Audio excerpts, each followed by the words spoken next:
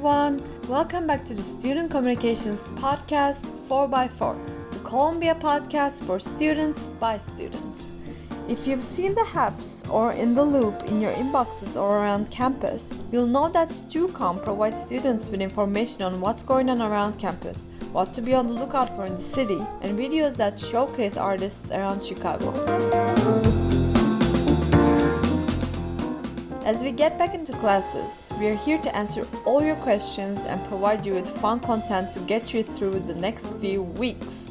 In the meantime, check out Columbia College Chicago's app to stay connected. There's a message board where you can swap messages with other students and be a part of an online community. You can also see the latest events going on, easily access the online directory, and have your own personal organizer to keep track of your schedule and due dates. To download it, just go to the App Store and search for Columbia College Chicago.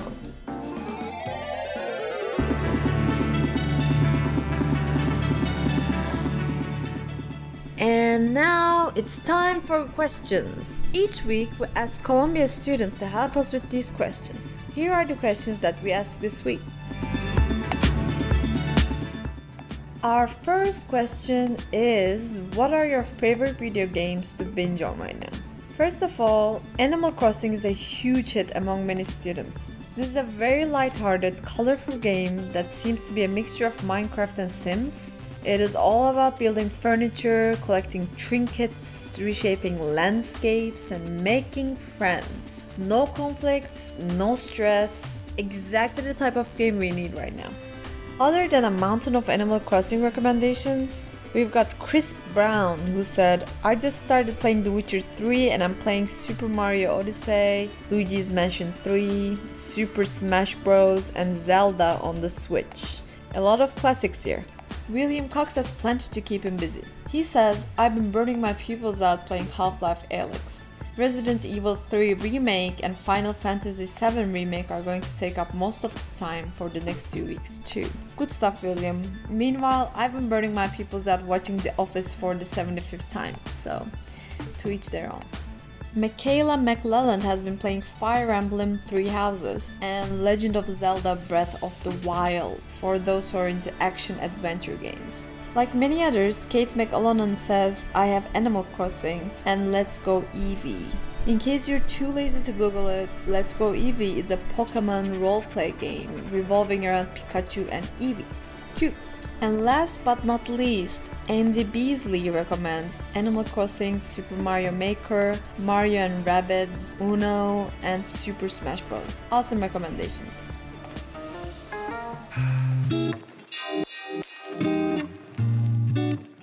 The next question we had for students was, what is the funniest, nicest thing your pet has done for you? We've received an overwhelming wave of cuteness in the shape of pet photos and little stories in return. For those who are listening to this on SoundCloud, I recommend switching off to Vimeo so you can see these cutie patooties on our video. Strongly recommend. Tanya Guerrero was the first to bless us with pictures of her white poof ball, Chewbacca. He has an underbite, sleeps on his back with her legs spread, and likes to eat hair, basically the full package. Robert Chinoff and his cat Mitten's story is heartwarming. He said after being passed around many families, Mittens ended up with mine. This old girl still doesn't get along with other cats, but she's grown used to us. Now she's a spoiled, high-energy sweetie who prefers to cuddle up next to us than on us. Carla Pereira has not one, but two pets for us, Harley and Lily.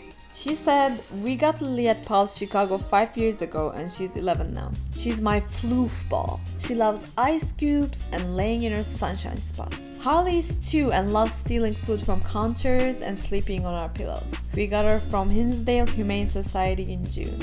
Brianna Brandenburg, one of Stucom members, says, Nico, who is about 7 pounds, one time hopped on our kitchen counter to eat cereal. No idea how we managed to get up there. Apparently Nico also loves staring into the abyss and looking cute, generally at the same time.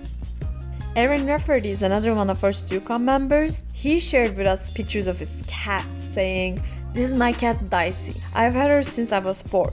She's been my saving grace. She's more like a dog as she comes when you call her, and she loves nothing more than the outdoors. She always has some kind of attitude, but so do I, so we are perfect for each other. Erin, I'm so happy you found your cat soulmate. Nicole McMorrow had a good one for us. She said, "This is Jasmine. Funniest thing she used to do was steal my bras and take them outside to the backyard and make me chase her trying to get it back. Great entertainment for the neighbors." Queen Robinson told us all about their pet. They said, "This is Star. She's this cross-eyed cutie. Cutest thing she does is pat her paws at the bedroom door, and when I open the door, she runs away like she never wanted to come in anyway." Marilyn Martinez said, "This is my 5-month-old husky. Her name is Lucero, but we call her Lucy. We got her in Mexico when she was just about 6 weeks old, and she has biggest attitude when you tell her not to do something. Funniest thing she does is she will pretend to fall asleep just so someone from my family will pet her because she freaking loves it. She also really loves ice as a treat and already knows the sounds my fridge makes when I press the ice button." That's cool. Diana Ocamp said, "This is Timon. He just turned 3 on March 21st and he's a spoiled baby boy. Everyone in my family treats him like an actual human baby, and he gets more clothes and food than I do. He's all bark, he likes to play and fight with the big dogs, but once they start chasing him, he's super scared." We absolutely loved seeing and hearing about all of your pets. The last one to share today was Faith Milne, who said, "This is Scotty. He will be 4 on May 5th. He's one of my emotional support dogs. His best friend is a stuffed animal lion who has no head. He's so spoiled, but I wouldn't have it any other way. He means the world to me." And this is Oakley. She just turned 1. She's my other emotional support dog. Her hobbies include hitting me with her paws, howling, and playing with her friends at the dog park. She's totally crazy and at the same time super amazing. Thank you for blessing us with just this overload of cuteness and paws and fluff. I really, really appreciate it.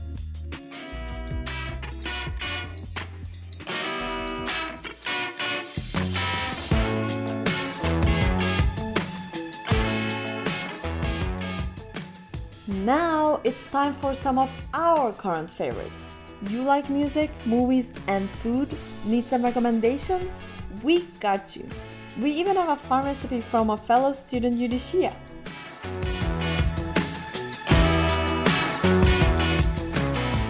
This is the ultimate Netflix and chill season. So here's my top 3 shows to binge on right here, right now, at your place, wherever you are. First, there's The Office on Netflix, which is an obvious answer for us all. And next, I will cautiously recommend Black Mirror because frankly, life seems to be one big Black Mirror episode right now. And finally, to keep up with the current trends, Tiger King. It's a wild ride and I don't think you want to miss it. One thing that has been keeping me sane is music. So without further ado, here are some of the best new music releases. For starters, we have Beach Bunny, a Chicago band. They released their newest album Honeymoon in early February and it is absolutely delightful. My favorite song from it's called April. You can find it in Spotify and on YouTube, all these places. You need to check it out and support local artists. It's the freaking best. Next one in line is Gigaton by Pearl Jam, the legendary Seattle grunge band. My favorite song from this album is Superblood Wolf Moon. You should check it out if you're trying to get hyped up, like go on a bike ride and really go really super fast. That's the type of song it is. I really recommend it. And for our last new music release, I chose It Is What It Is by Thundercat. My favorite song of this album is definitely King of the Hill. If you've never heard of them before, I gotta say this is one of those musicians who has such a unique, specific sound that if it speaks to you, you're totally hooked.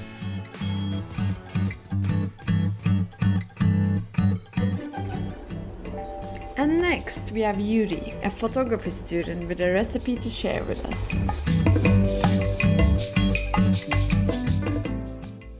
A professor at Columbia called Elizabeth Ann Stewart made this recipe of the chocolate bar, and she shared it with me.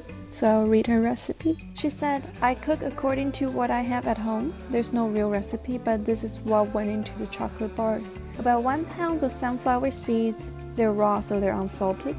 A cup of almond butter or peanut butter would work too. About 14 large dates, a cup of walnuts, 4 tablespoons of cocoa, nutmeg, cinnamon, and agave, I don't know how to pronounce it, syrup to taste. If you don't have that syrup, maple syrup also work. I ground everything up in my food processor until the dough had a consistency of Play-Doh. Then I shaped the dough into bars and put them in the fridge. You could also add chia seeds, coconut, and other nuts if you have them. If the dough is too dry, add a little water or coconut oil. That recipe sounded so deliriously delicious. I am kind of losing it. I want it in my life right now. So I'm probably gonna go make it.